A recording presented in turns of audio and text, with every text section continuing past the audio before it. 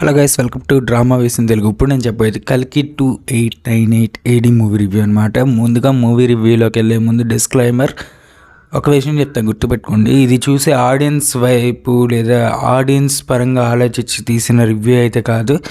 ఆడియన్స్కి తగ్గినట్టు అండ్ వాళ్ళకి నచ్చినట్టు మాట్లాడి నేను ఖచ్చితంగా నాకు అనిపించిందే మాట్లాడతా, నాకు నచ్చిందే మాట్లాడతా. కొంతమంది అంటారు గొప్పవాళ్ళు అంటే ఫ్యాన్స్ లాంటి, నువ్వేం చెప్పేది బాగుంది అది ఇది అని ఏం చెప్పుకోండి. నేను మాత్రం నాకు నచ్చిందే చెప్పుకుంటా, ఇంతే. అండ్ ఇంకా మూవీ రివ్యూలోకి వెళ్తే, మూవీ ఒక మెయిన్ ప్లాట్ వచ్చేసి కాంప్లెక్స్లో ప్రెగ్నెంట్ ఉమెన్స్ ఉంటారు అండ్ వాళ్ళ మీద టెస్టులు చేస్తూ ఉంటారు. అసలు ఆ టెస్టులు ఎందుకు అవుతున్నాయి? మన భైరవ వచ్చేసి కిందన కాశీలో ఆ నగరంలో ఉండేవాడు. కాంప్లెక్స్కి వెళ్ళాలని చిన్నప్పటి నుంచి అనుకుంటాడు. ఆ అనుకున్నది జరిగిందా లేదా, అసలు అది జరిగిందా లేదా అనేది మీరు ఈ మూవీలో చూస్తారు. జరిగిందా లేదా అనేది కూడా చూడరు, సెకండ్ పార్ట్లో చూస్తారు. బట్ ప్లాట్ అయితే ఇది.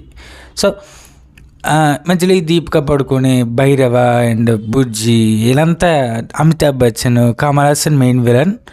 నిజంగా కమల్ హాసన్ గారి లుక్స్ పిచ్చ క్యాక్గా ఉన్నాయి, అదిరిపోయి. నిజంగా చెప్పాలంటే ఫస్ట్లో ఒక లుక్ ఉంది, అది చాలా బాగుంది నిజంగా. మూవీ స్టార్టింగ్ నుంచి లాస్ట్ ఒక 10 నిమిషాల ముందు వరకు బాగుంది. అండ్ లాస్ట్ క్లైమాక్స్ ఒక సీన్ చూపించారు, అదైతే నాకు నచ్చలేదు. అండ్ స్టార్టింగ్ లుక్ అయితే నిజంగా పిచ్చ కేక, స్టార్ వార్స్ కూడా పనికిరాదు అన్నట్టు ఆ లుక్ అలా ఉంది. ఎందుకంటే విలన్ని అంత పవర్ఫుల్గా చూపించారు. ఇప్పుడు విలన్ చేసే పనులు పవర్ఫుల్గా ఉంటే సరిపోద్ది, విలన్ చూసే లుక్ కూడా పవర్ఫుల్గా ఉండాలి కదా, అలా అంత పవర్ఫుల్గా అయితే కనిపించారు అతను చూడడానికి. సో నాకైతే మన కమల్ హాసన్ గారి లుక్ అయితే విలన్ గారు చాలా బాగుంది స్టార్టింగ్లో. ఇప్పుడు తర్వాత మార్చారు కాబట్టి ఇప్పుడు ఏం చేస్తారో.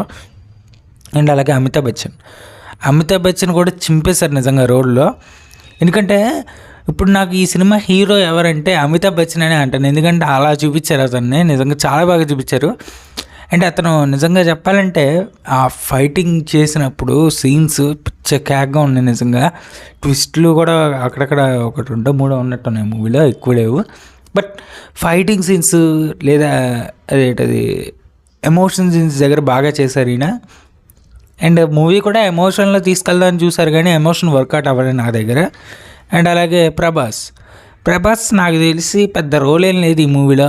మెయిన్ హీరో హీరోయిన్ అంటే మాత్రం నేను అనేది అమితాబ్ బచ్చన్, దీపిక పడుకొని అంటాను.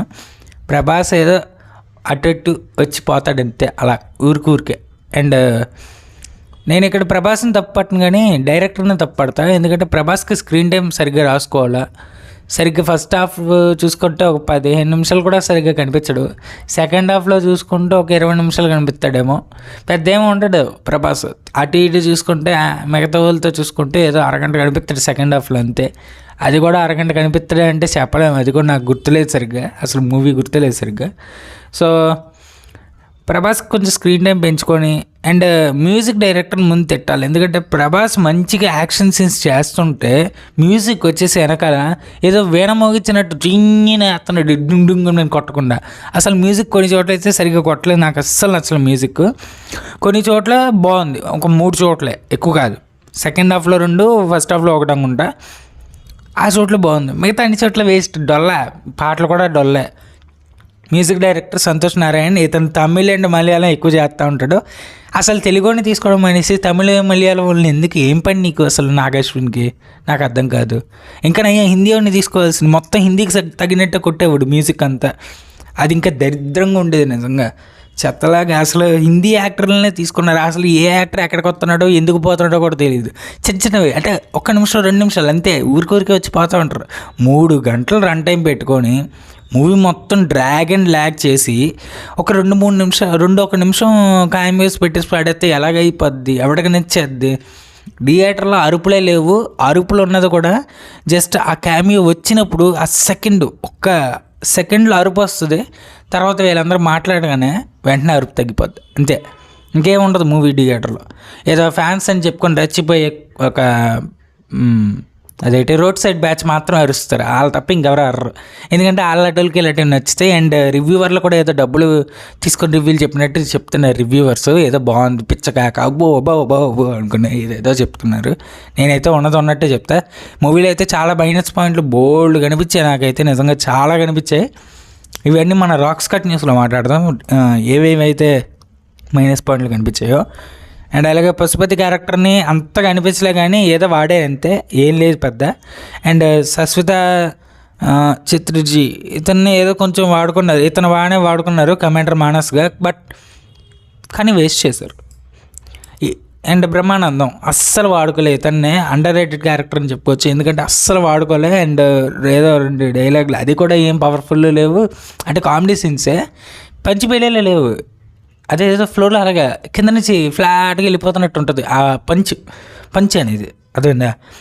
అండ్ అలాగే అనిల్ జార్జ్, రాజేంద్ర ప్రసాద్ని వేస్ట్ చేశారు. అండ్ ఏదో స్టార్టింగ్ ఏదో 2 ముక్కలకి తెచ్చారు. యానాబెన్ వచ్చేసి కైరాగా చేసింది, తన క్యారెక్టర్ని ఎందుకు చంపేశారో తెలియదు. అదే కాదు, ఇంకో క్యారెక్టర్ ఉంటుంది, అతని పేరు గుర్తులేదు, రాలేదు, అతను కూడా ఎందుకు చంపేశారో తెలియదు. ఊరికే ఫస్ట్ హాఫ్ నుంచి ప్రీ-క్లైమాక్స్ దాకా ఎందుకు కొంతమందిని చంపేస్తారో తెలియదు అసలు. అక్కడ చంపక్కర్లే, అప్పుడు చంపేశాడు, విలన్ చచ్చాడు అంటే లేదు, అక్కడ విలన్ బతికే ఉన్నాడు, కానీ వీళ్ళు చచ్చిపోయారు. ఎందుకు? అవసరమా? ఎందుకు? స్టార్ వార్స్లా తయారైతే ఎందుకు? మొత్తం ఈ మూవీ మొత్తం స్టార్ వార్స్ని కాపీ కొట్టి అలా దింపాడు అంతే, ఇంకేం లేదు. నేను అనేది ఏంటంటే మొత్తం స్టార్ వార్స్ని కాపీ కొట్టాడు. ఎంపైర్ కానీ, ఇక్కడ కాంప్లెక్స్ కానీ, అక్కడ ఎంపైర్ కానీ, ఇక్కడ ఏదైనా సరే మొత్తం స్టార్ వార్స్ని కాపీ కొట్టాడు. లైట్ సేపర్స్ కూడా కాపీ కొట్టారు నిజంగా చెప్పాలంటే. అంటే వాళ్ళని కాపీ కొట్టి తీసినంత మాత్రం నేను కనిపెట్టలేను, ఇంకా చాలామంది కనిపెట్టలేరు అనుకుంటారేమో, కానీ ఈజీగా కనిపెట్టే మొత్తం దాని నుంచి కాపీ డిట్టో తీసినట్టుంది మూవీ అయితే. మీకు ఈ మూవీ నచ్చితే ఖచ్చితంగా రెబల్ మూన్ నచ్చుద్ది, అదైతే గ్యారంటీ చెప్తానమ్మో. రెబల్ మూన్ పార్ట్ 1 అయితే నచ్చుద్ది, ఈ మూవీ నచ్చితే. మరి దీని పార్ట్ 2 ఎలా ఉంటుందో, దానమ్మ గుడిలో ఉంటుందేమో. అండ్ కీర్తి సురేష్ యాజ్ బుజ్జిని అంతగా ఏమనిపించలే, కానీ ఏదో ఇరికిచ్చారు, అంటే 2 క్యారెక్టర్ల మధ్యలో టైం దొరికినప్పుడు, అంటే సెకండ్స్లో టైం దొరికినప్పుడు ఇరికిచ్చారు దాన్ని, అదైతే చెప్తా.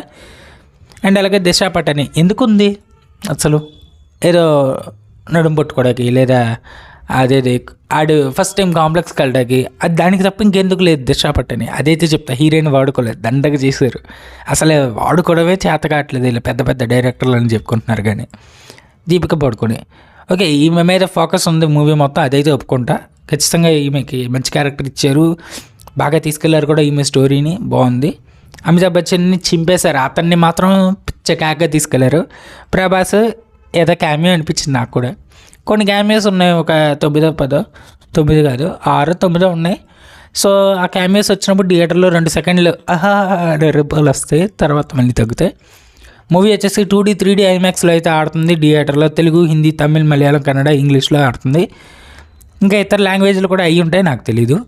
అండ్ నాకు వచ్చిన ప్రకారం ఈ లాంగ్వేజెస్ సౌత్ లాంగ్వేజెస్లో వచ్చాయి, చైనా లాంగ్వేజ్లో వచ్చి ఉండే అవకాశం ఉంది.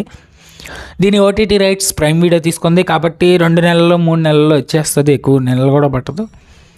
అండ్ ఇది వచ్చేసి ప్రొడక్షన్ వైజయంతి మూవీస్. ఓకే, వీళ్ళ ప్రొడక్షన్ గురించి నేనేం మాట్లాడండి, అన్ని బాగానే ఉన్నాయి. కాబట్టి నాకేంటంటే థియేటర్ నుంచి ఒక అతను వచ్చినప్పుడు బొమ్మల సినిమా అంటున్నాడు, నిజంగా నాకు అది ఏదో తెగలా ఉంటుంది, అదంతా వాళ్ళ శ్రద్ధ పూజలు చేసినట్టు ఏదో చేస్తారు. వాళ్ళ వెపన్స్ చూస్తే నిజంగా బొమ్మల వెపన్స్ అనిపించాయి.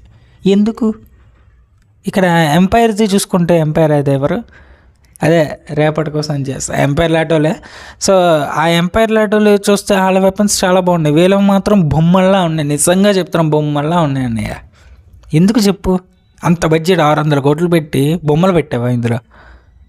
ప్లాస్టిక్ బొమ్మలు చూస్తుంటేనే అర్థమైపోతుంది ప్లాస్టిక్ బొమ్మలు అని. అందుకే అతను బొమ్మలు అన్నాడు. థియేటర్ నుంచి బయటకు వచ్చినప్పుడు 2 బొమ్మలు అన్నారు, మిగతా వాళ్ళంతా బోర్ కొట్టింది అన్నారు. నిజంగా ఎరుపుకుల్లా ఉన్న వాళ్ళు మాత్రం ఎక్కువ మాట్లాడుతున్నారు బయట. ఏం మనుషులు రా మీరు, చండాలంగా. మూవీ ఎలా ఉందో అలా చెప్పడం మానేసి ఏదో లేనిదాన్ని లేపుతున్నారు ఏంటో నాకు అర్థం కావట్లేదు. అండ్ అలాగే ఈ మూవీ డైరెక్టర్ నాగేశ్వన్ నేను అన్నా, కానీ డైరెక్షన్ డిపార్ట్మెంట్లో అన్నాను, నేను రైటింగ్ డిపార్ట్మెంట్లో మిమ్మల్ని అంటాను. ఎందుకంటే సరిగ్గా రాసుకోలేపారు మీరు క్యారెక్టర్స్ని, అందుకే మీరు ఇక్కడ మూవీ సరిగ్గా తీయలేపారు అని నేను అంటాను. మూవీలో కొన్ని పాయింట్స్ నచ్చాయి, నాకు నచ్చాయి, కొన్ని పాయింట్స్ దారుణంగా ఉన్నాయి. ఇంకా చాలా పాయింట్లు ఉన్నాయి, మైనస్ పాయింట్లు, అవన్నీ వేరే వీడియోలో అయితే మాట్లాడతాను రాక్ స్కాట్ న్యూస్లో. అండ్ ఈ మూవీ వచ్చేసి సైన్స్ ఫిక్షన్ యాక్షన్ పరంగా వచ్చి 3 గంటలు ఉంది, ల్యాగ్ చేసినట్టు ఉంటుంది ఫస్ట్ హాఫ్, సెకండ్ హాఫ్ కూడా ల్యాగే. అంత ల్యాగ్ అనే ఫీలింగ్ రాకూడదు. ఇప్పుడు మూవీ తీసామంటే 3 అవర్స్, అవతార్ లాంటి మూవీ 3 అవర్స్ తీసాడు, ఎక్కడా ల్యాగ్ అనిపించలే నాకు. అలా వెళ్తుంది ఆ వరల్డ్లో, అలా తీసుకెళ్ళి మెల్లగా నిదానంగా ప్రశాంతంగా తీసుకెళ్ళాడు. కానీ ఇతను ఏంటంటే ప్రశాంతంగా తీసుకెళ్ళలేపాడు, తెలియకుండా అతను 3 గంటల్లోకి లాగలేకపోయాడు జనాలు, అది ఒకటే నేను అంటాను. అండ్ లాస్ట్లో పోస్ట్ క్రెడిట్ సీన్ కూడా మా థియేటర్లో వేయకుండా ఎగరగొట్టాడు, నాకు అది ఒకటి నచ్చలేదు మా థియేటర్. అండ్ ఇది వచ్చేసి సర్టిఫికేట్ UBA ఇచ్చారు సెన్సార్. అండ్ 3 hours 1 minute ఉంటుంది. అంటే budget 600 crores, first day box office collection 75 crores. Okay, IMDb ఇచ్చిన rating 8.4 and book my show వాళ్ళు ఇచ్చిన రేటింగ్ 9.3/10. నేను ఇచ్చేది 8.6 అయితే ఇస్తాను. నాకు మూవీలో మైనస్ పాయింట్లు ఎక్కువ కనిపించాయి, అందుకే నేను ఇవ్వలే. మ్యాక్సిమం ప్లస్ పాయింట్లు అయితే ఎక్కువ కనిపించలే, మైనస్ పాయింట్లే ఎక్కువ కనిపించాయి, కాబట్టి నేను ఎక్కువ ఇవ్వను కూడా. ఎందుకంటే నాకు బాగా కనిపించాయి మైనస్ పాయింట్లు. అందుకే మీకు తెలుసు కదా, నేను బాగా ఇస్తా మూవీస్లో ఎక్కడెక్కడ మైనస్ పాయింట్లు ఉన్నాయి, ఈజీగా అర్థమైపోతుంది. ఎందుకంటే మాకు ఆల్రెడీ చాలా రూమర్స్ వచ్చాయి, ఆ రూమర్ల ప్రకారం అందులో ఉన్నాయి. అంతే అలాగే చూసుకుంటే చాలా వరకు ఏమి అనిపించలేదు నాకు. అసలు ఈ మూవీ మీద హైపే లేదు అసలు. బట్ అయినా సరే వెళ్ళాను, ఫస్ట్ డే ఈవినింగ్ షోకి వెళ్ళాను, కానీ ఏమీ లేకుండా పోయింది. ఎందుకు వెళ్ళానా అనిపించింది నిజంగా. ప్లీజ్ దీనికి పార్ట్ 2 తీస్తే మాత్రం ఖచ్చితంగా ఇలా స్టార్ వార్స్ని ఫుల్ కాపీ కొట్టి క్యారెక్టర్ని అవసరం లేకుండా చంపేయడం, స్టోరీని ల్యాగ్ చేసి డ్రాగ్ చేయడం, ఎంపైర్ అని చెప్పుకునే వాళ్ళకి శక్తులు ఉన్న అలా లుక్స్ చెడగొట్టడం, అలాంటివి చేయకండి. మీ కైండ్లీ రిక్వెస్ట్, ప్రభాస్ క్యారెక్టర్ని వాడుకోండి. ప్రభాస్ దొంగే ఇందులో, బట్ వాడుకోండి. ఎందుకు క్యామియోలాగా అవసరమా? Brahmananda character waste. నువ్వేదో రామాయణం అనే విధంగా తీసుకెళ్ళావు అందరినీ టార్గెట్ చేసి, అంటే గాడ్ని టార్గెట్ చేసినట్టు తీసుకెళ్ళావు, కానీ నువ్వు తీసింది మొత్తం స్టార్ వార్స్ని కాపీ కొట్టి గాడ్ అనే పేరు పైన వేసావు అంతే. అందులో విజువల్స్ ఉన్నాయి, గాడ్స్ చూపించారు, అన్నీ నేను పట్టించుకోను. నువ్వు జస్ట్ ఆ స్టార్ వార్స్ని కాపీ కొట్టి గాడ్ పేరు దాని మీద వేసి జనాల మీద వదిలేవు అంతే. అదొక్కటే చెప్తాను నేను. మొత్తం కనిపించింది యాజ్ అలాగే ఉంది. సో నేనైతే మొత్తం ఒక హాలీవుడ్ టైప్ మూవీ లాగే చూశాను కాబట్టి నేను ఈ పాయింట్లు చెప్పా. నచ్చిన వాళ్ళు లైక్ చేయండి, నచ్చని వాళ్ళు మానేసి చక్కగా వీడియో క్లోజ్ చేసి చక్కగా వేరే వీడియోలు ఉంటాయి అవి ఓపెన్ చేసి చూసుకోండి. పూల చొక్క వీడియో ఓపెన్ చేయకండి, చచ్చిపోతారు మీరు అందరూ. ఎందుకంటే కామెంట్లు అంతా బూతులతో నింపేస్తారు. సో అది మాత్రం ఓపెన్ చేయకండి. మళ్ళీ కలుద్దాం నెక్స్ట్ వీడియోతో. అంతవరకు గుడ్ బై.